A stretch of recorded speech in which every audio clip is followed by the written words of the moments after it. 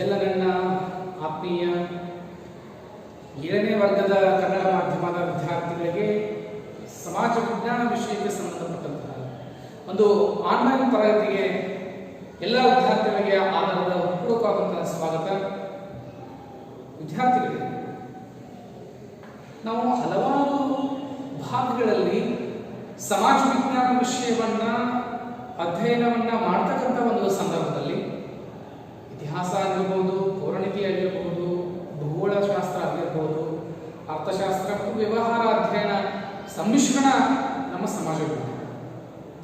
ಈ ಒಂದು ಸಮಾಜ ವಿಜ್ಞಾನದಲ್ಲಿ ಎಲ್ಲ ಒಂದು ಅಧ್ಯಾಯಗಳಿಗೂ ಬಹಳಷ್ಟು ಪ್ರಾಮುಖ್ಯತೆಯನ್ನು ನೀಡಿ ಅಲ್ಲಿರ್ತಕ್ಕಂಥ ಅಂಶಗಳು ಓದುಗರಿಗೆ ಅಂದರೆ ವಿದ್ಯಾರ್ಥಿಗಳಿಗೆ ಯಾವೆಲ್ಲ ರೀತಿಯಾಗಿ ಭಾರತದಲ್ಲಿರ್ತಕ್ಕಂಥ ಸಾಮ್ರಾಜ್ಯಗಳಾಗಿರ್ಬೋದು, ಭಾರತದಲ್ಲಿರ್ತಕ್ಕಂಥ ಸಂವಿಧಾನದ ಕಾನೂನುಗಳಾಗಿರ್ಬೋದು, ಅಲ್ಲಿರ್ತಕ್ಕಂಥ ಜೀವನ ಪದ್ಧತಿಯ ಕುರಿತಾಗಿ ಸಮಗ್ರವಾಗಿರ್ತಕ್ಕಂಥ ಚಿತ್ರಣವನ್ನ ನಮ್ಮ ಕಣ್ಮುಂದೆ ಇರ್ತಾ ಇದೆ. ಈ ಒಂದು ಅಧ್ಯಾಯದಲ್ಲಿ ನಾವಿರ್ತಕ್ಕಂಥ ಈ ಒಂದು ಅಧ್ಯಾಯದಲ್ಲಿ ಯಾವೆಲ್ಲ ರೀತಿಯಾಗಿರ್ತಕ್ಕಂಥ ಹಕ್ಕುಗಳನ್ನು ನಾವು ಪಡ್ಕೊಂಡಿವಿ ಸಂವಿಧಾನದಿಂದ, ಅದೇ ರೀತಿಯಾಗಿ ನಾವು ಆ ಹಕ್ಕುಗಳನ್ನ ಯಾವ ರೀತಿ ಉಪಯೋಗ ಮಾಡ್ಕೋಬೇಕು ಅನ್ನೋದನ್ನು ಸಹಿತ ಅದು ನಮಗ ಮಾಹಿತಿಯನ್ನ ಹೇಳಿಕೊಟ್ಟದ. ಹೀಗಾಗಿನೇ ಈ ಒಂದು ಅಧ್ಯಾಯದಲ್ಲಿ, ಈ ಒಂದು ಅವಧಿಯಲ್ಲಿ ನಾವು ತಿಳ್ಕೋಬೇಕಾಗಿದ್ದು ಏನು, ಸಂವಿಧಾನಕ್ಕೆ ಸಂಬಂಧಪಟ್ಟಂತೆ ಸಮಾಜ ವಿಜ್ಞಾನ ಒಂದು ವಿಷಯದಲ್ಲಿ ಪೌರಾಣಿತಿ ಭಾಗಕ್ಕೆ ಸಂಬಂಧಪಟ್ಟಂತೆ, ಅದರಲ್ಲೂ ಸಹಿತ ನಾವು ಕಳೆದ ಒಂದು ಅವಧಿಗಳಲ್ಲಿ ನೋಡಿದ ಹಾಗೆ ಸಂವಿಧಾನದ ಬಗ್ಗೆ, ಅದರಲ್ಲೂ ಸಹಿತ ಸಂವಿಧಾನದ 2ನೇ ಒಂದು ಭಾಗಕ್ಕೆ ನಾವು ಬಂದೇವಿ. ಆ ಒಂದು ಅಧ್ಯಾಯದಲ್ಲಿ ಯಾವುದು ಮೂಲಭೂತ ಹಕ್ಕುಗಳು ಮತ್ತು ಮೂಲಭೂತ ಕರ್ತವ್ಯಗಳು. ಸಂವಿಧಾನ ನಮಗೆ ಏನ್ ಮಾಡುತ್ತೆ ಅಂದ್ರೆ ಹಲವಾರು ರೀತಿಯ ಮೂಲಭೂತಗಳನ್ನ ಹಕ್ಕುಗಳನ್ನ ಕೊಟ್ಟದ. ಅದರಲ್ಲೂ ಪ್ರಮುಖವಾಗಿ 6 ಮೂಲಭೂತ ಹಕ್ಕುಗಳಂತ ತಿಳ್ಕೊಂಡು ಕರೆದಿವಿ. ಅದರಲ್ಲಿ ಸಮಾನತೆ ಹಕ್ಕನ್ನ ಒಂದು ಹೋದ ಒಂದು ಅವಧಿಯಲ್ಲಿ, ಹೋದ ಒಂದು ತರಗತಿಯಲ್ಲಿ ನಾವು ಅಧ್ಯಯನವನ್ನ ಮಾಡೀವಿ. ಅದರಂತೆ 2ನೇ ಒಂದು ಮೂಲಭೂತ ಹಕ್ಕು ಇವತ್ತಿನ ಒಂದು ಸಂದರ್ಭದಲ್ಲಿ, ಒಂದು ತರಗತಿಯಲ್ಲಿ ನಾವು ಅಧ್ಯಯನವನ್ನ ಮಾಡೋಣ. ಆ ಒಂದು ವಿಷಯ ನಮ್ಮ ಹಲವಾರು ರೀತಿಯಾಗಿ ಉಪಯೋಗಕ್ಕೆ ಬರ್ತದೆ ಮತ್ತು ಅದನ್ನು ತಿಳಿದುಕೋಬೇಕು. ಏನು ಸ್ವಾತಂತ್ರ್ಯ? ಸ್ವಾತಂತ್ರ್ಯ ಆದ ತಕ್ಷಣ ನಮಗೆ ನೆನಪಿಗೆ ಬರೋದು ಬ್ರಿಟಿಷರ ಒಂದು ಕಪಿಮುಷ್ಟಿಯಿಂದ ಭಾರತ ಸ್ವಾತಂತ್ರ್ಯ. ಈ ಸ್ವಾತಂತ್ರ್ಯ ಎಂಬ ಪದವನ್ನು ನಾವು ಹಲವಾರು ರೀತಿಯಲ್ಲಿ ನಾವು ವಿಭಾಗವನ್ನ ಮಾಡ್ಕೊಳ್ತೀವಿ, ಅರ್ಥಕೊಳ್ತೀವಿ.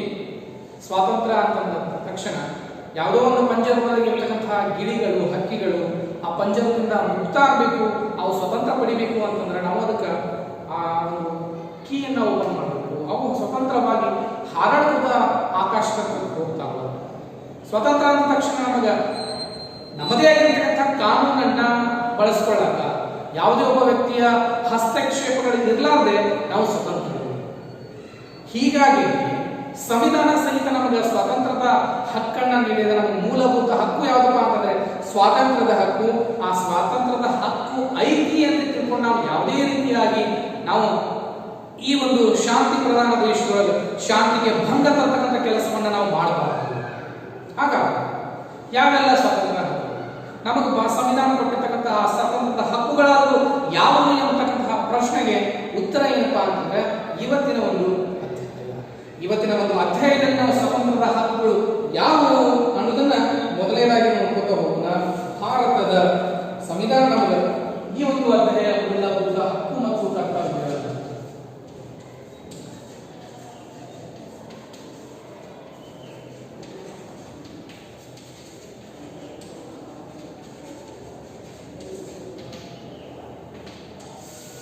ಈ ಮೂಲಭೂತ ಹಕ್ಕು ಮತ್ತು ಕರ್ತವ್ಯಗಳ ಕುರಿತಾಗಿ ನಾವು ಕಳೆದ ಅವಧಿಗಳಲ್ಲಿ ನಾವು ಸಾಕಷ್ಟು ಮಾಹಿತಿಯನ್ನ ಅರ್ಥಕೊಂಡಿದ್ದೀವಿ. ಅದರಲ್ಲಿ ಪ್ರಮುಖವಾಗಿ ಇವತ್ತು ನಾವು ಸ್ವಾತಂತ್ರ್ಯದ ಹಕ್ಕು,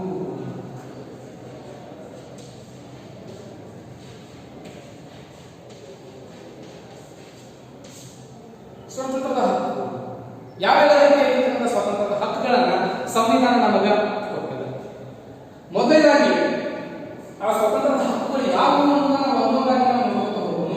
ಒಟ್ಟ ಮೊದಲನೇದಾಗಿ ಬರ್ತಕ್ಕಂಥದ್ದೇ ವಾಕ್ ಅಥವಾ ಅಭಿಪ್ರಾಯ ಮಂಡಿಸುವ ಸ್ವಾತಂತ್ರ್ಯ. ವಾಕ್ ಅಥವಾ ಅಭಿಪ್ರಾಯ ಮಂಡಿಸುವ ಸ್ವಾತಂತ್ರ್ಯ. ಎರಡನೆಯದಾಗಿ ಬರ್ತಕ್ಕಂಥ ಸ್ವಾತಂತ್ರ್ಯ ಸಂಘ ಸಂಸ್ಥೆಗಳನ್ನ ಸ್ಥಾಪಿಸುವ ಸ್ವಾತಂತ್ರ್ಯ. ಸಂಘ ಸಂಸ್ಥೆಗಳನ್ನ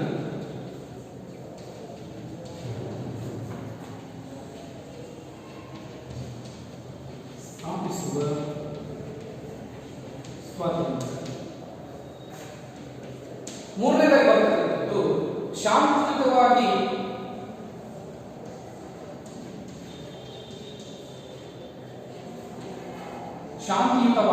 ಸಭೆ ಸೇರುವ ಸ್ವಾತಂತ್ರ್ಯ.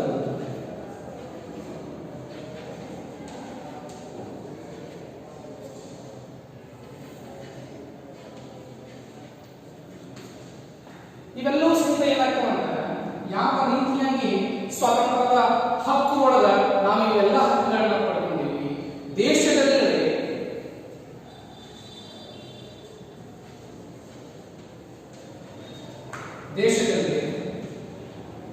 ನಿರ್ಭೀತವಾಗಿ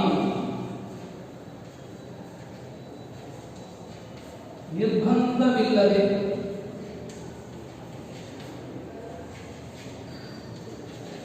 ಸಂಚರಿಸುವ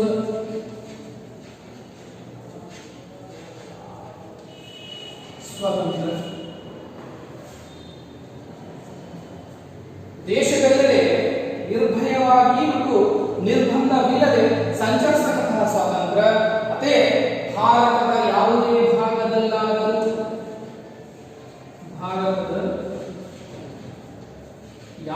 ಭಾಗದಲ್ಲಾದರೂ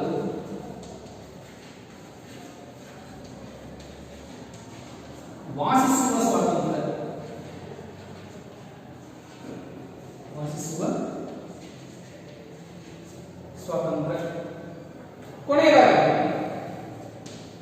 ಕೊನೆಯದಾಗಿ ಬರ್ತಕ್ಕಂಥದ್ದು ಯಾವುದೇ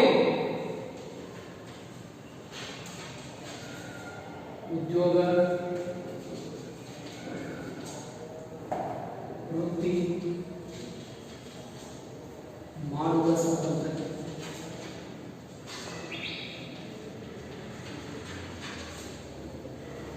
ಇಷ್ಟು ಸ್ವಾತಂತ್ರ್ಯದ ಹಕ್ಕುಗಳು ನಮಗ ಬಂದವು. ಯಾವೆಲ್ಲ ರೀತಿಯಾಗಿರ್ತಕ್ಕಂಥ ಸ್ವಾತಂತ್ರ್ಯ?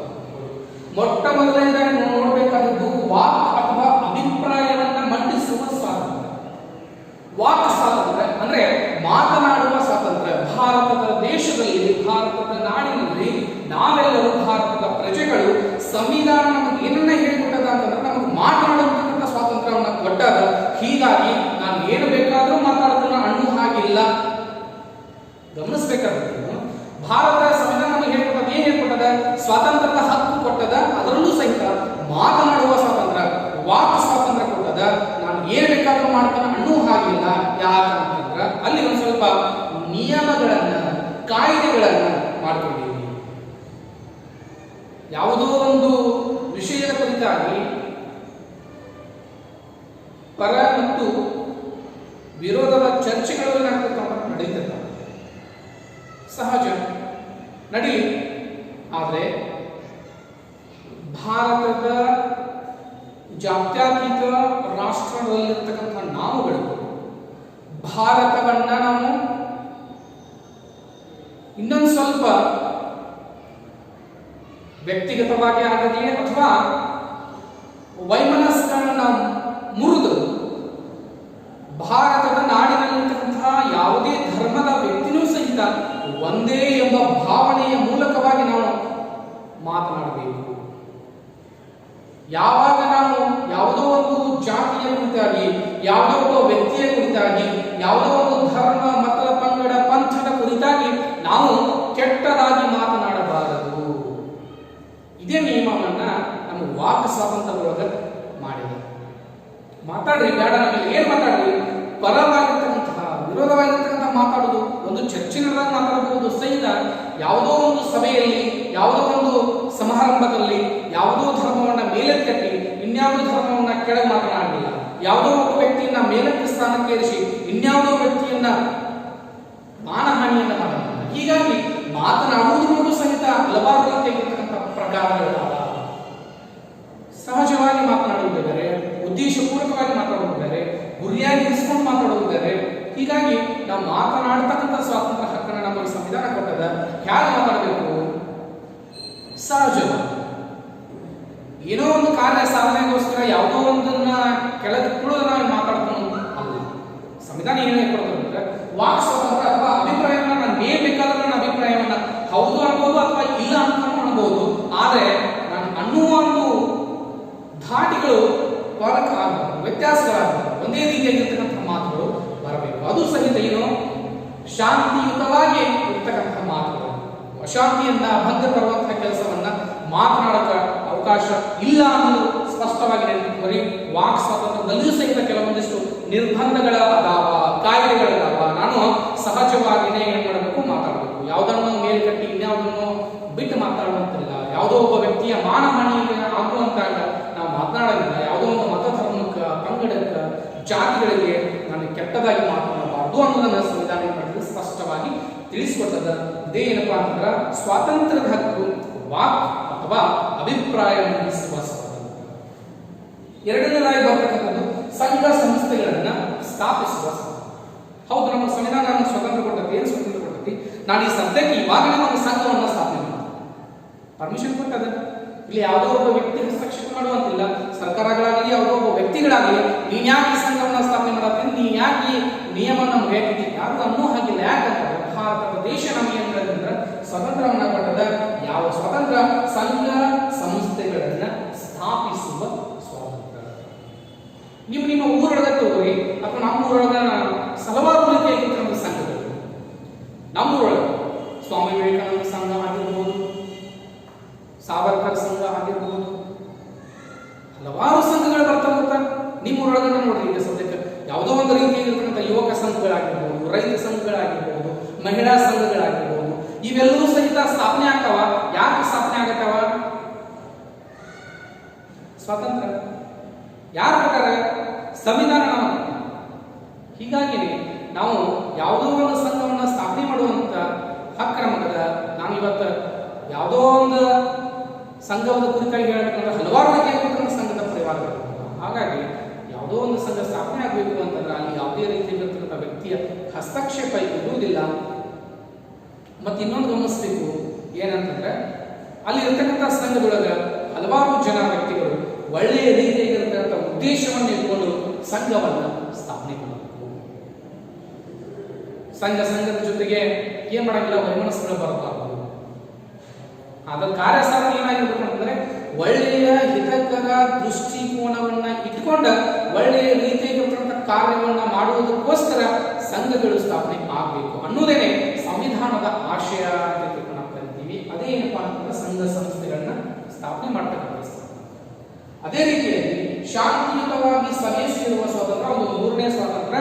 ಇದು ಏನಪ್ಪಾ ಅಂತಂದ್ರೆ ಶಾಂತಿಯುತವಾಗಿ ಸಭೆಯನ್ನ ಸೇರ್ತಕ್ಕಂಥ ಸ್ವಾತಂತ್ರ್ಯ.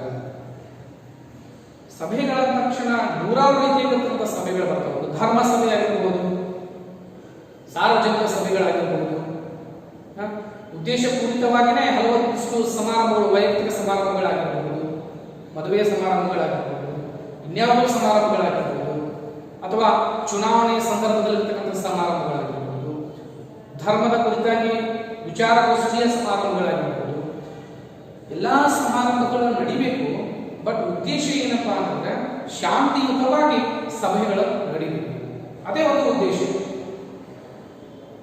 ಯಾವುದೇ ಸಭೆಯ ಸಮಾರಂಭಗಳಲ್ಲಿ ಅಶಾಂತಿಯನ್ನ ಉಂಟು ಮಾಡಕ್ ಹತ್ತಂತ್ರ ಅಂದ್ರ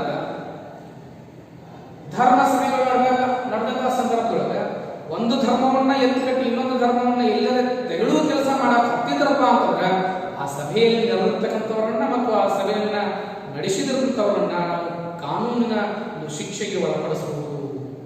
ಆದ್ರೆ ನಮ್ಮ ಸಂವಿಧಾನ ಏನು ಮೂಲಭೂತವಾಗಿ ನಮಗೆ ಸಭೆ ಸಮಾರಂಭಗಳನ್ನ ಮಾಡಿ ಆದ್ರೆ ಯಾವ ರೀತಿ ಮಾಡಬೇಕು?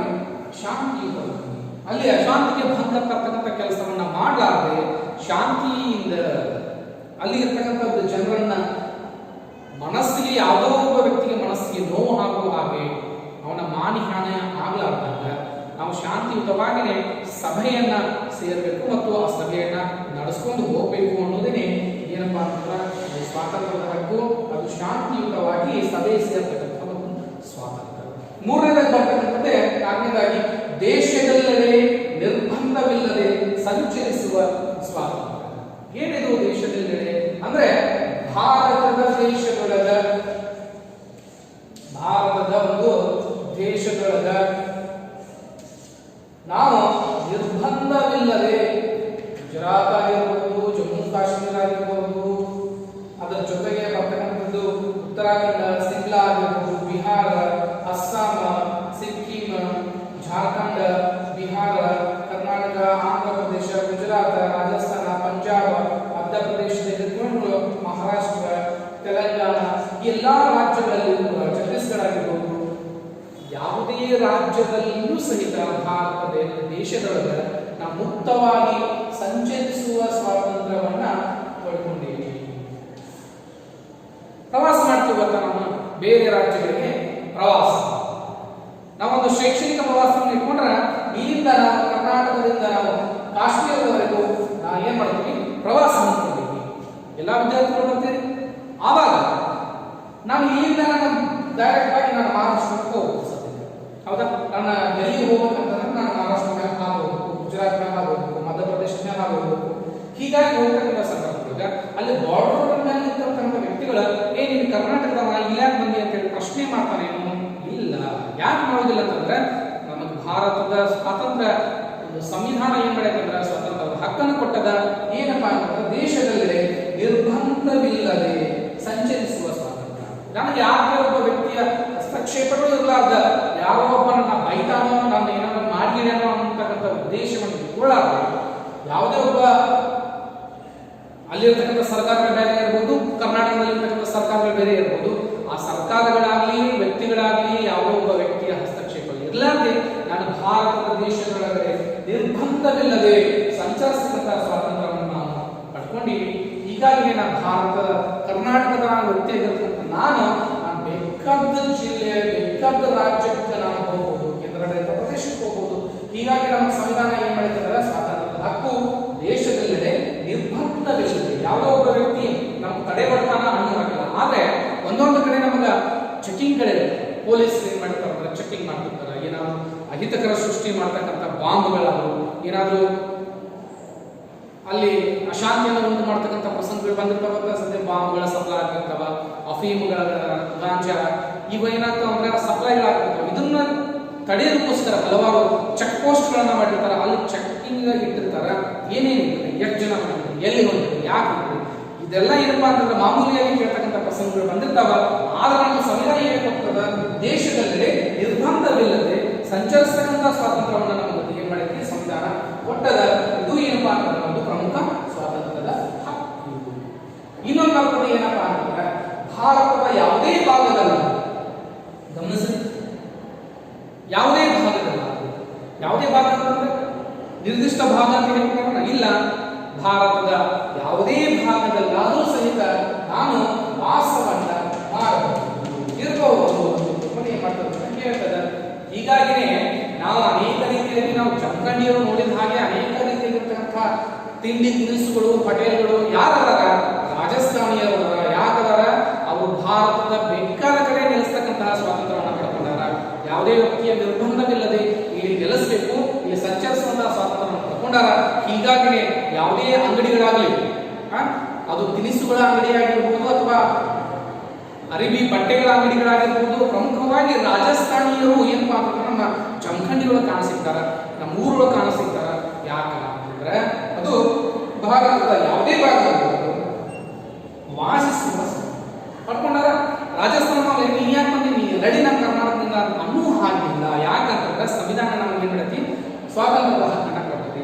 ನಾನಾ ಈ ಸದ್ಯಕ್ಕೆ ನಾನು ಇಲ್ಲಿಂದ ಬಿಟ್ಟು ನಾನು ರಾಜಸ್ಥಾನಕ್ಕೆ ಹೋಗೋಣ ಅಂತಂದ್ರೆ ನಾನು ಯಾರು ಪ್ರಶ್ನೆ ಮಾಡುವಂಗಿಲ್ಲ.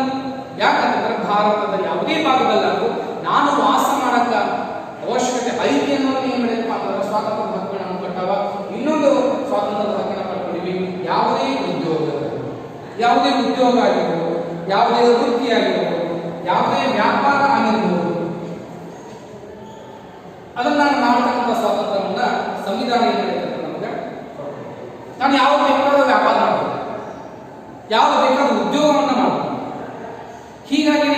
ಅಂತಂದ್ರೆ ಹಲವಾರು ರೀತಿಯಾಗಿರ್ತಕ್ಕಂಥ ಉದ್ಯೋಗಗಳು ಸೃಷ್ಟಿಯಾಗತ್ತವ, ಹಲವಾರು ರೀತಿಯಾಗಿರ್ತಕ್ಕಂಥ ವ್ಯಾಪಾರಗಳು ಸೃಷ್ಟಿಯಾಗತ್ತವ, ಹಲವಾರು ರೀತಿಯಾಗಿರ್ತಕ್ಕಂಥ ಜನ ಎಲ್ಲಿ ಜಾಸ್ತಿ ಜನ ಇರ್ತಾರೋ ಅಲ್ಲಿ ಸೇರ್ತಕ್ಕಂಥ ವಸಂತಗಳು. ಗುರುವಾರ ಬಂದ ತಕ್ಷಣ ಜನಗಣತಿಯೊಳಗೆ ಏನಪ್ಪಾ ಅಂತಂದ್ರೆ ಒಂದು ವ್ಯಾಪಾರ ವ್ಯವಹಾರಗಳು ಅತಿ ಹೆಚ್ಚು ನಡೀತಕ್ಕಂಥ ದಿನ. ಹೀಗಾಗಿ ಆ ರೋಡ್ ರಸ್ತೆಯ ಮೂಲಕವಾಗಿ ಹೋಗ್ತಕ್ಕಂಥ ಸಂದರ್ಭ ಅನೇಕ ರೀತಿಯಾಗಿರ್ತಕ್ಕಂತಹ ಅರಬಿ ಅಂಗಡಿಗಳಾಗಿರ್ಬೋದು, ಚಪ್ಪಲಿ ಅಂಗಡಿಗಳಾಗಿರ್ಬೋದು, ತಿಂಡಿ ತಿನಿಸುಗಳ ಅಂಗಡಿಗಳಾಗಿರ್ಬೋದು, ಬೇಕಾದ ಅಂಗಡಿಗಳು ಸಹಿತ ಅಲ್ಲಿ ಇರ್ತಾವ. ಯಾಕಪ್ಪ ಅಂತಂದ್ರೆ ಯಾವುದೇ ಉದ್ಯೋಗ, ವೃತ್ತಿ, ವ್ಯಾಪಾರ ಮಾಡ್ತಕ್ಕಂಥ ಸ್ವಾತಂತ್ರ್ಯ ನಾವು ಪಡ್ಕೊಂಡಿವಿ. ಹೀಗಾಗಿ ನಮ್ಮ ಭಾರತ ಸಂವಿಧಾನ ನಮಗೆ ಈ ರೀತಿಯಾಗಿ ಸ್ವಾತಂತ್ರ್ಯದ ಹಕ್ಕುಗಳನ್ನ ಏನ್ ಮಾಡೈತಪ್ಪ ಅಂತಂದ್ರೆ ಕೊಟ್ಟದ. ಇದನ್ನು ನಾವು ಗಮನಿಸಬೇಕು. ಸಮಾನತೆ ಹಕ್ಕು ಮೊದಲೇ ಹಕ್ಕು, ಅಲ್ಲಿ ಸಮಾನತೆ ಹಕ್ಕುಗಳ ಅನೇಕ ರೀತಿಯ ಪ್ರಕಾರಗಳು. ಅದೇ ರೀತಿಯಾಗಿ ಎರಡನೇದಾಗಿ ಸ್ವಾತಂತ್ರ್ಯದ ಹಕ್ಕು. ಸ್ವಾತಂತ್ರ್ಯದ ಹಕ್ಕುಗಳ ವಾಕ್ ಅಥವಾ ಅಭಿಪ್ರಾಯ ಮಂಡಿಸುವ ಸ್ವಾತಂತ್ರ್ಯ, ಸಂಘ ಸಂಸ್ಥೆಗಳನ್ನು ಸ್ಥಾಪಿಸುವ ಸ್ವಾತಂತ್ರ್ಯ, ಶಾಂತಿಯುತವಾಗಿ ಸಭೆ ಸೇರ್ತಕ್ಕಂಥ ಸ್ವಾತಂತ್ರ್ಯ, ದೇಶದಲ್ಲಿ ನಿರ್ಬಂಧ ವ್ಯಕ್ತಿ ಯಾವುದೇ ಒಬ್ಬ ವ್ಯಕ್ತಿ ನಿರ್ಬಂಧವಿಲ್ಲದೆ ಸಂಚರಿಸತಕ್ಕಂಥ ಸ್ವಾತಂತ್ರ್ಯ, ಭಾರತದ ಯಾವುದೇ ಭಾಗದಲ್ಲಿ ವಾಸ ಮಾಡ್ತೀನಿ ಅನ್ನೋ ಸ್ವಾತಂತ್ರ್ಯ, ಯಾವುದೇ ಉದ್ಯೋಗ ಆಗಿರ್ಬೋದು, ವೃತ್ತಿ ಆಗಿರ್ಬೋದು, ವ್ಯಾಪಾರ ಆಗಲಿ ಅದನ್ನು ಮಾಡ್ತಕ್ಕಂಥ ಸ್ವಾತಂತ್ರ್ಯವನ್ನು ನಾನು ಪಡ್ಕೊಂಡ್ ಬಂದೀನಿ. ಇವು ಏನಪ್ಪ ಅಂತಂದ್ರೆ ನಮಗ ಕಶಿತಾವ. ವಾಕ್ ಸ್ವಾತಂತ್ರ್ಯದ ಐಕ್ಯ ಅಂತ ತಿಳ್ಕೊಂಡು ನಾವು ಯಾವುದೇ ಒಬ್ಬ ವ್ಯಕ್ತಿಯ ಮಾನಹಾನಿಗಳನ್ನು ಮಾಡುವಂತ ಆಗಬಾರ್ದು ಅನ್ನೋದಕ್ಕೆ ಏನಪ್ಪಾ ಅಂತಂದ್ರೆ ಈ ಒಂದು ಹಕ್ಕಿನ ಮೂಲ ಉದ್ದೇಶ ಸ್ವಾತಂತ್ರ್ಯದ ಹಕ್ಕು. ಇನ್ನು ಮೂಲತಃ ಬರ್ತಕ್ಕಂಥದ್ದು ಯಾವಪ್ಪ ಅಂತಂದ್ರೆ ಶೋಷಣೆಯ ವಿರುದ್ಧ ಹಕ್ಕು. ಬಡವರು ಆಗಲಿ, ಮಹಿಳೆಯರಾಗಲಿ, ಮಕ್ಕಳಾಗಲಿ, ದುರ್ಬಲರು ಇವರ ಜೊತೆಗೆ ಶೋಷಣೆಯನ್ನ ಮಾಡಬಾರ್ದು. ಇವರನ್ನ ಶೋಷಣೆ ಮಾಡಬಾರ್ದು ಅಂತ ಹೇಳುವುದೇನೆ ಶೋಷಣೆಯ ವಿರುದ್ಧ ಹಕ್ಕು. ಇದು ಪ್ರಮುಖವಾಗಿ ಮೂರನೇ ಹಕ್ಕು, ಶೋಷಣೆಯ ವಿರುದ್ಧ ಹಕ್ಕು. ಶೋಷಣೆಯ ವಿರುದ್ಧ ಏನ್ ಹೇಳ್ತದ? ಬಡವರು, ಮಹಿಳೆಯರು, ಮಕ್ಕಳು ಮತ್ತು ದುರ್ಬಲರು. ಬಡವರು, ಮಕ್ಕಳು, ದುರ್ಬಲರನ್ನು ಶೋಷಿಸುವಂತಿಲ್ಲ.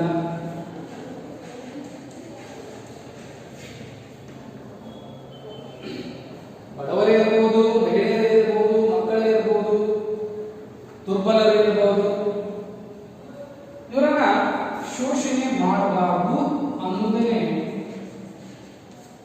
ಶೋಷಣೆಯ ವಿರುದ್ಧ ಹಕ್ಕು. ಮತ್ತೆ ಏನು ಹೇಳ್ತದ ಶೋಷಣೆಯ ವಿರುದ್ಧ ಹಕ್ಕು? ಈ ಹಕ್ಕು ನಮಗ ಬಂದ ನಂತರ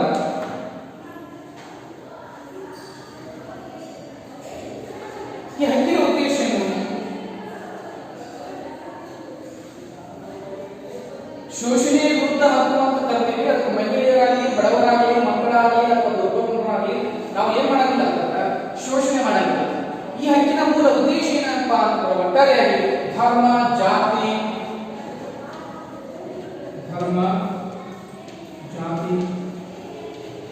ಲಿಂಗ ಇವುಗಳ ಕುರಿತಾಗಿ ಏನ್ ಮಾಡಂಗಿಲ್ಲ ಅಂತಂದ್ರೆ ಮೂಲತಃ ಈ ಹಕ್ಕಿನ ಉದ್ದೇಶ ಧರ್ಮ, ಜಾತಿ, ಲಿಂಗ, ವರ್ಗದ ಹೆಸರಿನಲ್ಲಿ ನಡೀತಕ್ಕಂತಹ ವರ್ಗದ ಹೆಸರಿನಲ್ಲಿ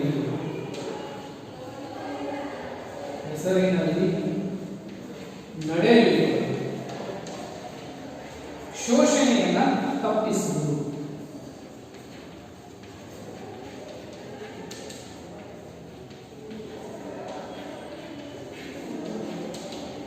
ಇದನ್ನು ಹೇಳ್ತಾರೆ ಶೋಷಣೆಯ ವಿರುದ್ಧ ಹಕ್ಕು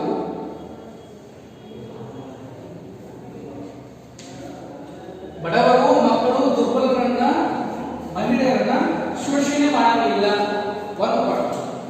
ಧರ್ಮ, ಜಾತಿ, ವರ್ಗ, ಲಿಂಗದ ಹೆಸರಿನಲ್ಲಿ ನಡೆಯುವ ಶೋಷಣೆಯನ್ನ ತಪ್ಪಿಸುವುದು. ಈ ಒಂದು ಶೋಷಣೆ ವಿರುದ್ಧ ಹಕ್ಕಿನ ಮೂಲ ಅಧ್ಯಾಯ. ಇದನ್ನು ನಾವು ಗಮನಿಸಬೇಕಾದದ್ದೇನು?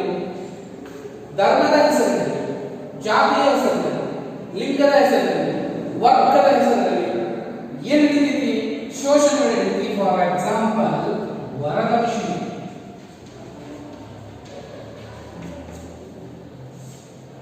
ವರದಕ್ಷಿಣೆ ಏನಪ್ಪಾ ಅಂತಂದ್ರೆ ಇದೊಂದು ಸಾಮಾಜಿಕ ಪಿಡುಗಾಗೈತಿ.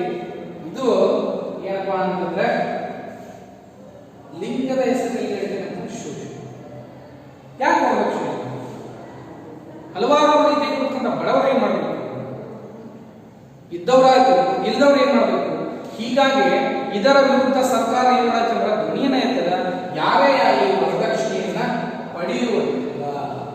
ಹೀಗಾಗಿ ನಾವು ಗಮನಿಸಬೇಕಾದದ್ದು ಏನು, ಕೇಂದ್ರ ಸರ್ಕಾರ ಮತ್ತು ರಾಜ್ಯ ಸರ್ಕಾರಗಳು ಒಟ್ಟಾರೆ ಕೂಡಿಕೊಂಡು ಹಲವಾರು ಯೋಜನೆಗಳನ್ನ ಹಲವಾರು ಕಾಯ್ದೆಗಳನ್ನ ಜಾರಿಗೆ ತಂದಿದ್ದಾರೆ. ವರದಕ್ಷಿಣೆಯ ವಿರುದ್ಧ ಕಾಯ್ದೆ ಇದು ಏನ್ ಮಾಡ್ತದೆ, ಸಮಾಜದೊಳಗ ಸಮಾನ ಸ್ಥಾನಮಾನಗಳ ಗೌರವವನ್ನು ಎತ್ತಿ ಹಿಡಿತದೆ. ಹೀಗಾಗಿ ವರದಕ್ಷಿಣೆ ವಿರುದ್ಧ ಕಾಯ್ದೆಯನ್ನ ಕೇಂದ್ರ ಮತ್ತು ರಾಜ್ಯ ಸರ್ಕಾರಗಳು ಹಲವಾರು ಯೋಜನೆಗಳನ್ನ ಜಾರಿಗೆ ತರುವ ಉದ್ದೇಶ ಏನಪ್ಪಾ ಅಂತಂದ್ರೆ ಸಮಾಜದೊಳಗ ಸಮಾನವಾಗಿರ್ತಕ್ಕಂಥ ಅವಕಾಶಗಳು ಆಗಲಿ ಅನ್ನೋ ಸಂಬಂಧ ಏನ್ ಮಾಡ್ತಂದ್ರೆ ಈ ಶೋಷಣೆಯ ವಿರುದ್ಧ ಹಕ್ಕನ್ನ ಏನ್ ಮಾಡ್ತಂದ್ರೆ ಕೊಡ್ತಾರೆ. ಹೀಗಾಗಿ ಇನ್ನೊಂದು ಸ್ವಲ್ಪ ಹೇಳ್ತದ, ಮಕ್ಕಳ ಕುರಿತಾಗಿ ಏನಂತಂದ್ರೆ ಪಟಾಕಿ ಗಣಿಗಾರಿಕೆ, ಪಟಾಕಿ ತಯಾರಿಕೆ ಆಗಿರ್ಬೋದು, ಬಿಡಿ ತಯಾರಿಕೆ ಆಗಿರ್ಬೋದು, ಗಣಿಗಾರಿಕೆ ಆಗಿರ್ಬೋದು. ಗಣಿಗಾರಿಕೆ ಅಂತಂದ್ರೆ ಭೂಮಿಯ ಕೆಳಗಡೆ ರಂಧ್ರಗಳನ್ನ ಮಾಡಿಕೊಂಡು ಒಂದು ದೊಡ್ಡದಾಗಿರುವ ರಂಧ್ರಗಳನ್ನ ಮಾಡಿಕೊಂಡು ಅತಿ ಆಳ ಕೆಳಗಿಳಿದ ಅಲ್ಲಿ ಲೋಹಗಳನ್ನ ಚಿನ್ನ ಆಗಿರ್ಬೋದು ಮುಂತಾದವುಗಳನ್ನ ತೆಗಿತಕ್ಕಂತಹ ಪ್ರಸಂಗಗಳು, ಇದಕ್ಕೆ ನಾವು ಗಣಿಗಾರಿಕೆ ಅಂತ ಕರಿತೀವಿ. ಈ ಗಣಿಗಾರಿಕೆಯಲ್ಲಿ ಹಾಗೂ ಪಟಾಕಿ ತಯಾರ ಪಟಾಕ್ಷಿ ಸದ್ಯಕ್ಕೆ ನಾವು ಆ ಪಟಾಕಿ ಒಂದು ತಯಾರಿಕೆಯಲ್ಲಿ, ಆನಂತರ ಬೀಡಿ ತಯಾರಿಕೆ, ಆ ಬೀಡಿಗಳನ್ನ ತಯಾರು ಮಾಡೋದಾಗಿರಲಿ, ಇವುಗಳಲ್ಲಿ ಮಕ್ಕಳನ್ನ ಬಿಡಿಸಿಕೊಳ್ಳುವಂತಿಲ್ಲ. ಯಾರನ್ನ? ಮಕ್ಕಳನ್ನ ಬಿಡಿಸಿಕೊಳ್ಳುವಂತಿಲ್ಲ. ಹೌದು, ಪಟಾಕಿ ಏನಪ್ಪಾ ಅಂತಂದ್ರೆ ಇದೊಂದು ಜೀವಕ್ಕೆ ಹಾನಿಯನ್ನ ಮಾಡ್ತದೆ.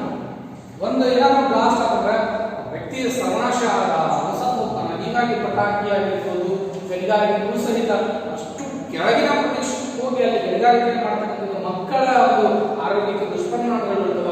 ಬಿಡಿ ತಯಾರಿಕೆ, ಈ ಬಿಡಿ ತಯಾರು ಮಾಡೋದ್ರಿಂದ ಮಕ್ಕಳ ಆರೋಗ್ಯದ ಮೇಲೆ ಹಾನಿ ಆಗ್ತದೆ ಮತ್ತು ದುಶ್ಚಟಕ್ಕೆ ದಾರಿ ಮಾಡ್ಕೊಂಡಾಗ್ತದೆ. ಮತ್ತು ಈ ಮಕ್ಕಳನ್ನ ಏನ್ ಮಾಡಿಲ್ಲ ಅಂದ್ರೆ ಉಳಿಸಿಕೊಳ್ಳುವಂತಿಲ್ಲ ಅಂತ ತಿಳ್ಕೊಂಡು ಏನ್ ಮಾಡ್ತಂದ್ರೆ ಹಲವಾರು ರೀತಿಯಾಗಿರ್ತಕ್ಕಂಥ ಕೇಂದ್ರ ಮತ್ತು ರಾಜ್ಯ ಸರ್ಕಾರಗಳು ಅನೇಕ ರೀತಿಯಾಗಿರ್ತಕ್ಕಂಥ ಮಕ್ಕಳ ದೃಷ್ಟಿಕೋನ ಇಟ್ಕೊಂಡ ಇದು ಏನ್ ಮಾಡ್ತದೆ ಅಂದ್ರೆ ಕಾರ್ಯವನ್ನು ಕೈಗೊಂಡೈತಿ. 14 ವರ್ಷದ ಪ್ರಾಯದವರೆಗೆ ಅವನಿಗೆ ಕಡ್ಡಾಯವಾಗಿ ಶಿಕ್ಷಣವನ್ನು ಕೊಡಿಸಬೇಕು. ಎಷ್ಟು? 14 ವರ್ಷದ ಮಕ್ಕಳಿಗೆ ಶಿಕ್ಷಣ ಅನ್ನೋದು ಸರ್ಕಾರಗಳ ವಾದ. ಹೀಗಾಗಿ ನಾವು ಏನು ಗಮನಿಸ್ಬೇಕಂದ್ರೆ ಇದು ಶೋಷಣೆಯ ವಿರುದ್ಧ. ಹೀಗಾಗಿ ನಾವು ಗಮನಿಸಬೇಕಾಗ್ತದೆ 14 ವರ್ಷ ಪ್ರಾಯವರೆಗೆ ಕಡ್ಡಾಯವಾಗಿ ಶಿಕ್ಷಣ ಮಗುವಿಗೆ ದೊರೆಯಬೇಕು ಅನ್ನೋದೇ ಈ ಶೋಷಣೆ ವಿರುದ್ಧ ಆಗಿನ ಒಂದು ಪ್ರಮುಖ ಆಗಿದೆ. ಬಡವರು, ಮಹಿಳೆಯರು, ಮಕ್ಕಳು, ದುರ್ಬಲರನ್ನ ಶೋಷಿಸುವಂತಿಲ್ಲ. ಧರ್ಮ, ಜಾತಿ, ಲಿಂಗ, ವರ್ಗದ ಹೆಸರಲ್ಲಿ ನಡೀತಕ್ಕಂಥ ಶೋಷಣೆಯನ್ನು ತಪ್ಪಿಸುವುದು. ಇದಕ್ಕಾಗಿಯೇ ಕೇಂದ್ರ ಸರ್ಕಾರ ಮತ್ತು ರಾಜ್ಯ ಸರ್ಕಾರಗಳು ಹಲವಾರು ಕಾಯ್ದೆ ಯೋಜನೆಗಳನ್ನ ಜಾರಿಗೆ ತಂದಾವ. ಅದರೊಳಗೆ ವರದಕ್ಷಿಣೆ ಪಡೆಯುವುದು ಒಂದು ಶಿಕ್ಷಾರ್ಹ ಅಪರಾಧ ಆಗೈತಿ. ಅದೇ ರೀತಿಯಾಗಿ ಪಟಾಕಿ, ಗಣಿಗಾರಿಕೆ, ಬಿಡಿ ತಯಾರಿಕೆಗಳಲ್ಲಿ ಮಕ್ಕಳನ್ನ ಉಳಿಸಿಕೊಳ್ಳುವಂತಿಲ್ಲ. 14 ವರ್ಷ ಆಗುವವರೆಗೆ ಅವಂಗ ಕಡ್ಡಾಯವಾಗಿ ಶಿಕ್ಷಣವನ್ನ ಕೊಡಿಸಬೇಕು ಅನ್ನೋದೇನೆ ಈ ಒಂದು ಹಕ್ಕಿನ ಒಂದು ವಾದ. ಮುಂದೆ ಬರ್ತಕ್ಕಂಥ ಹಕ್ಕುಗಳ ಕುರಿತಾಗಿ ಮುಂದಿನ ಅಧ್ಯಾಯಗಳು ನೋಡೋಣ ಅಂತ ಹೇಳಿ ಧಾರ್ಮಿಕ ಸ್ವಾತಂತ್ರ್ಯದ ಕಾರ್ಯಗಳು, ಸ್ವಾತಂತ್ರ್ಯ ಸಾಂಸ್ಕೃತಿಕ ಮತ್ತು ಶೈಕ್ಷಣಿಕಕ್ಕೂ ಸಂವಿಧಾನಬದ್ಧವಾದ ಬದ್ಧ ಹಕ್ಕನ್ನ ಮುಂದಿನ ಒಂದು ಅಧ್ಯಾಯ ಅವಧಿಯೊಳಗ ನೋಡೋಣ ಅಂತ ಹೇಳಿ ಇಲ್ಲಿಗೆ ಈ ಸ್ವಾತಂತ್ರ್ಯ ಹಕ್ಕು ಮತ್ತು ಶೋಷಣೆಯ ವಿರುದ್ಧ ಹಕ್ಕಿನ ಕುರಿತಾಗಿರುವಂತಹ ಮಾಹಿತಿಯನ್ನು ನೋಡಿ ಇಲ್ಲಿಗೆ ಈ ಕ್ಲಾಸ್ ಸ್ಟಾಪ್ ಮಾಡ್ತಾರೆ.